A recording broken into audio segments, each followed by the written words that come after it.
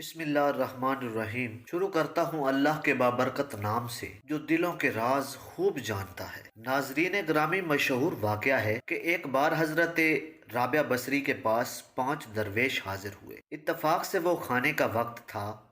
حضرت رابعہ بصری نے اپنی خادمہ کو الگ بلا کر پوچھا، مہمانوں کی تواضع کے لیے گھر میں کچھ کھانے کو ہے؟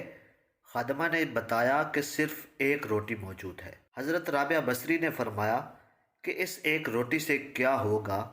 اس سے تو ہر مہمان کے حصے میں ایک ایک ٹکڑا ہی آئے گا۔ ابھی تھوڑی ہی دیر ہوئی تھی کہ ایک سوالی نے در پر صدا دی۔ حضرت رابعہ بصری نے فرمایا کہ وہ روٹی اس ضرورت مند کو دے دو۔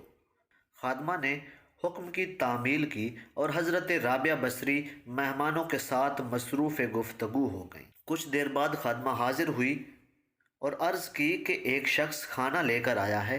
آپ نے خادمہ سے پوچھا کتنی روٹیاں ہیں؟ تو خادمہ نے جواب دیا 5۔ آپ نے فرمایا کہ اسے واپس کر دو، وہ روٹیاں ہماری نہیں ہیں۔ خادمہ نے روٹیاں واپس کر دیں۔ تھوڑی دیر بعد پھر خادمہ نے اطلاع دی کہ ایک اور شخص کھانا لے کر آیا ہے۔ حضرت رابعہ بصری نے روٹیوں کی تعداد پوچھی تو بتایا گیا کہ 7 روٹیاں ہیں۔ آپ نے جواباً فرمایا اس بار بھی یہ کھانا ہمارا نہیں ہے۔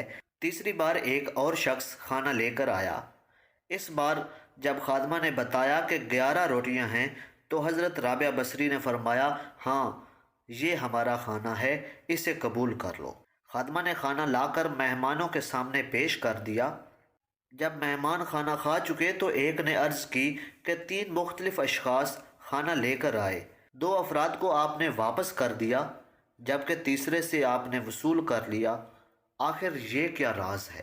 تو حضرت رابعہ بصری نے مہمانوں کو مخاطب کرتے ہوئے فرمایا کہ اللہ رب العزت فرماتے ہیں کہ میں دنیا میں ایک کے بدلے 10 اور آخرت میں 70 دوں گا۔ بس اسی حساب کتاب کی بنیاد پر میں نے 2 آدمیوں کو واپس لوٹا دیا اور ایک شخص کا کھانا قبول کر لیا۔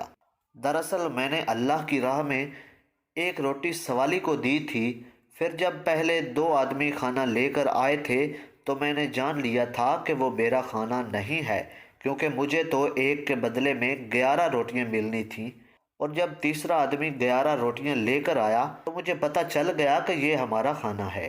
ناظرین گرامی، حضرت رابعہ بصری کی صبر و قناعت اور توکل کی شان دیکھ کر تمام درویش حیرت زدہ رہ گئے۔